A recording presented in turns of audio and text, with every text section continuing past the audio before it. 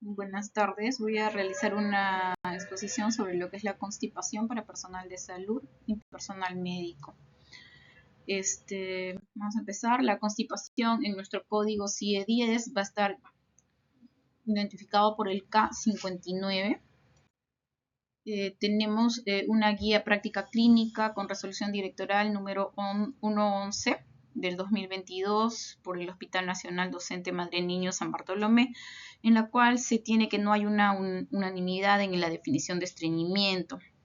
Este va a ser catalogado como una disminución de la frecuencia en las deposiciones o evacuaciones con heces duras, dolorosas, pujo excesivo y evacuación incompleta por un tiempo prolongado, lo que va a causar esfuerzo o posturas de retención, y se denomina estreñimiento funcional cuando no existe una etiología orgánica, la cual constituye la inmensa mayoría de los casos. En el 2014, el NAPSGAN y el ESGAN nos dan el concepto de estreñimiento funcional, que es un problema común en pediatría, con una prevalencia mundial estimada de 3%, y un 17 a 40% en los niños. El estreñimiento va a comenzar en el primer año de vida. Se asocia a veces con dolor al defecar, incontinencia fecal, dolor abdominal, y tiene un tremendo impacto en los costos de salud. Aunque el estreñimiento puede tener muchas etiologías, en la mayoría de los niños no se encuentra la causa. En cuanto a la definición, también vamos a tener los criterios pediátricos en el acta médica, que nos dice que la constipación es una entidad clínica caracterizada por una disminución de la frecuencia de evacuaciones, retención de heces, evacuaciones dolorosas o duras y heces de gran tamaño e incontinencia fecal. Y que el paso de una evacuación dura y dolorosa va a generar miedo en el niño, provocando el instinto de retener las evacuaciones y un círculo vicioso. En el CENG nos da un protocolo diagnóstico. En el 2023, el estreñimiento es un concepto clínico cuya definición hace relación a la frecuencia y características de las deposiciones, así como a diferentes manifestaciones asociadas a la defecación que provoca un malestar significante en el paciente, y va a presentar un pico de incidencia entre los 2 y 4 años, estimándose que hasta el 17 a 40% comienza en el primer año de vida y no muestra en la infancia el predominio por el sexo. La etiología: el 95% de los pacientes con estreñimiento es de origen idiopático. No hay un único mecanismo responsable del estreñimiento funcional. Varios factores van a contribuir a como son los constitucionales, hereditarios, psicológicos y educacionales, y dolor a la defecación. Los factores dietéticos: el niño con estreñimiento que bebe poco líquido, tiene un régimen desequilibrado, rico en proteínas de carbono, con escasa fibra. La causa orgánica del estreñimiento incluye trastornos neurológicos, endocrinos y metabólicos. En la etiología, en más del 90% de los casos el estreñimiento es funcional y solo un 5 a 10 está relacionado con un estreñimiento de causas orgánicas. Este acúmulo de heces y la distensión permanente de la ampolla rectal van a disminuir la sensibilidad de los presos receptores y conduce a la pérdida de la percepción y el deseo de defecar. Su aparición se va a considerar un marcador objetivo de la gravedad del estreñimiento, y su monitorización suele ser un parámetro de utilidad para evaluar la eficacia en el tratamiento. En la fisiopatología, en el colon se va a presentar dos tipos de ondas peristálticas: las contracciones lentas y las contracciones de masa. Las contracciones lentas van a dar una propulsión del bolo fecal, de manera que estas pueden ser antipropulsivas o retropropulsivas, predominando los movimientos anterógrados en el colon derecho, mientras que el colon izquierdo realiza movimientos anterógrados y retrógrados. Las contracciones de masa son más potentes y van a permitir el transporte del bolo fecal en sentido oroanal, y produciéndose varias veces al día, y van a provocar el deseo de la defecación. Además tenemos el esfínter anal interno, que es una musculatura lisa, involuntaria, inervada por el sistema del nervio autónomo y es responsable del 80% del tono esfinteriano anal. Y el esfínter anal externo es de musculatura estriada, voluntaria y dirigida desde la corteza cerebral por medio de propulsión del sacro y por nervio pudendo. Permite las contracciones y la relajación voluntaria. Cuando el bolo fecal alcanza las paredes del recto, las distiende y este proceso detectado por los presoceptores inicia el acto de la defecación.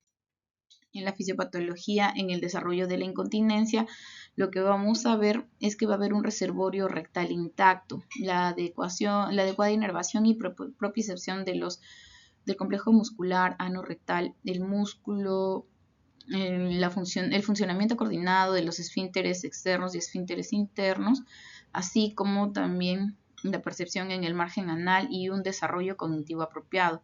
El complejo recto anal, en condiciones normales, una vez desarrollada la continencia fecal, se comporta como una válvula perfecta, ya que solamente regula la deposición, sino que analiza también el contenido del recto y mediante el reflejo sensoromotor va a discriminar el contenido.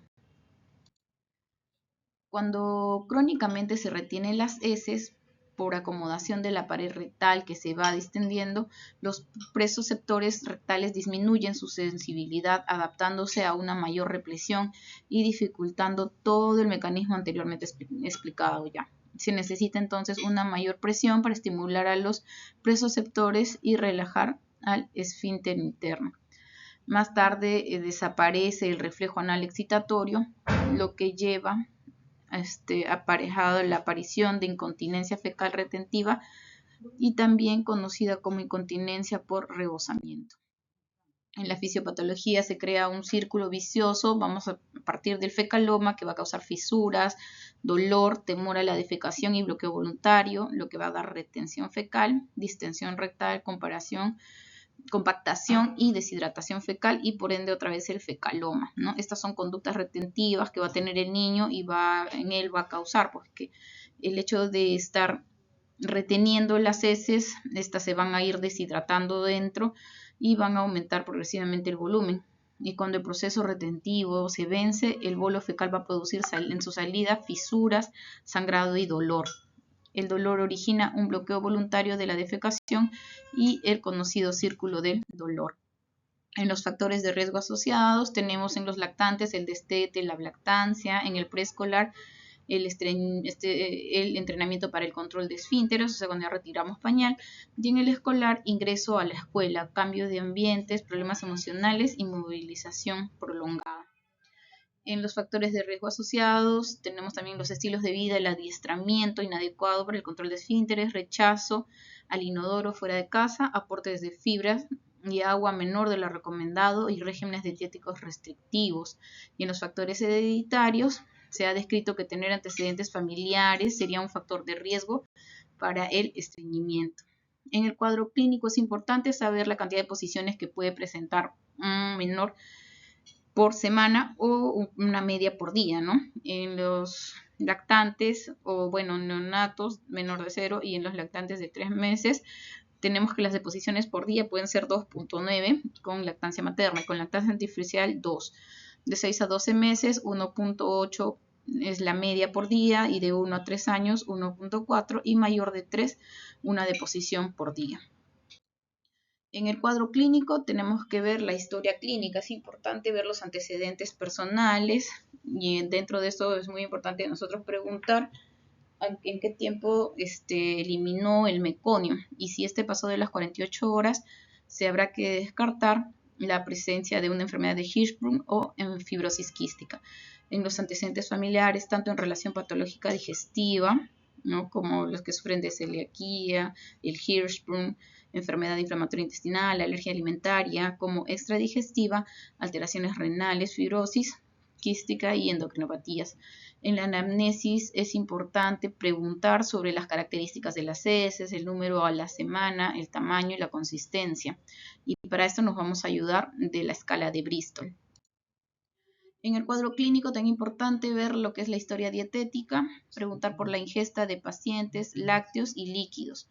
y que permita identificar la variación de la alimentación que puede tener relación con el inicio del estreñimiento.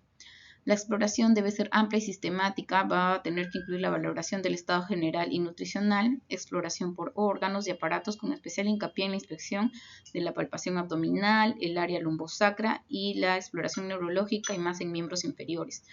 Tenemos que tener también la exploración de la zona anal, ¿no? Tenemos que ver que hay un cociente entre la distancia desde la horquilla vulvar y el escroto del coxis y desde la horquilla vulvar o escroto al ano. Habitualmente es en niñas de 0.40 más menos 0.05 y en niños de 0.53 más menos 0.06.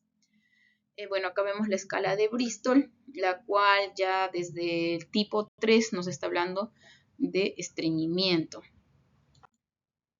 En los cuadros clínicos también tenemos la escala de Anderson. Esto es más para los lactantes, ¿no? Para ver la cantidad de heces en el área de, como vemos en la fotografía, vamos a ver la consistencia, el color de las deposiciones, ¿ya? Y esto va a ser una guía para las madres, ¿no? Para poder nos puedan decir cómo es la característica de esas heces. En el diagnóstico se usan los criterios de Roma 4 para el estreñimiento funcional. Se tiene que tener 2 o más criterios, al menos una vez por semana, durante al menos un mes, en niños de cualquier edad. Tenemos dentro de ellos 2 o menos deposiciones por semana, historia de retención fecal o posturas retentivas, defecación dolorosa o heces de consistencia dura, presencia de una gran masa fecal en el recto, heces de gran tamaño que ocasiona obstrucción del uáter, en niños continentes, al menos un episodio semanal de incontinencia fecal. Síntomas acompañantes en niños menores de 4 años pueden ser irritabilidad, menor apetito, saciedad precoz que desaparece inmediatamente después de evacuar. El diagnóstico se basa en un examen dirigido y una exploración física con la que tengamos datos suficientes para determinar si se trata de un estreñimiento funcional o si tenemos una etiología orgánica. Para llegar al diagnóstico de estreñimiento funcional debemos descartar las causas orgánicas que suponen un 5%. El diagnóstico se va a dar mediante los criterios de Roma 4, antes estaban usando los criterios de Roma 3. Las diferencias entre el Roma 4 y el Roma 3 para niños mayores de 4 años es la duración de los síntomas para el diagnóstico, ¿no? Cambió de 2 meses a 1 mes para evitar el retraso en el inicio y tratamiento. Y para niños menores de 4 años se definieron nuevos criterios para niños que no usan pañal y el síntoma de incontinencia fecal se movió a los criterios adicionales para niños que no usan pañal, ya que el conocimiento de la incontinencia fecal en pacientes que usa pañal no es confiable. Dentro de los diagnósticos tenemos aquellos que no van a aportar mucho, como es la radiografía abdominal y los exámenes de laboratorio.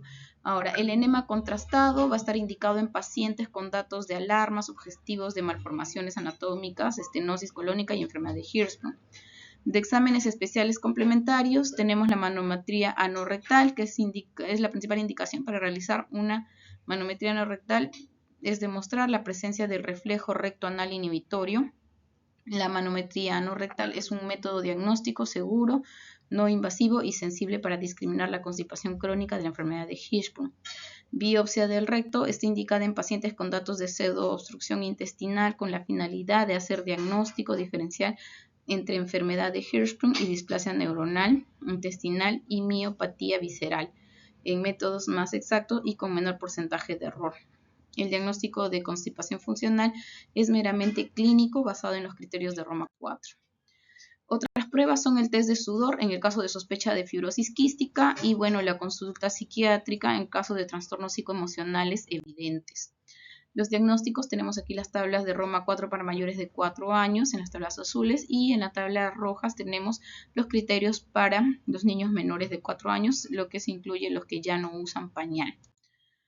El tratamiento, podemos usar laxantes osmóticos, que son sustancias hiperosmolares que retienen el agua en la luz intestinal y aumenta el contenido hídrico de las heces.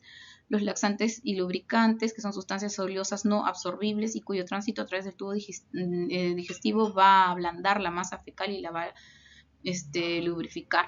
Tenemos aquí el uso de lo más frecuente, el polietilenglicol, que vamos a tener dosis de desimpactación que es 1.5 y dosis de mantenimiento 1, la cual va a durar puede durar meses, no solamente es una semana. Y esto a la par tiene que ir con lo que es la terapia de nutrición, o sea, la alimentación rica en fibras. La lactulosa es otra opción, que también tenemos una dosis de desimpactación de 1 a 4 mililitros kilo día y de mantenimiento de 1 a 2 mililitros kilo día. El efecto secundario de esta sería el dolor abdominal, las flatulencias y la diarrea. En los efectos adversos y colaterales, en el caso de usar enemas de fosfato hipertónico, puede provocar trastornos hidroelectrolíticos, como hipernatremia, hipopotasemia, hipoalcalemia o hiperfosfatemia. Tenemos un fluxograma. En cuanto a constipación, si hay una anamnesis, tenemos que realizar una exploración física adecuada y si cumple criterios de Roma 4, damos tratamiento. Empezamos por una desimpactación, no solo queda ahí, es más, tenemos que dar mantenimiento. Si en nuestra anamnesis se evidencia patología orgánica o signos de alarma, se tiene que pasar una evaluación por gastroenterología, quien solicitará exámenes auxiliares de imágenes de acuerdo a la patología y dará tratamiento según la patología. Eso sería todo. Espero que haya sido de su agrado.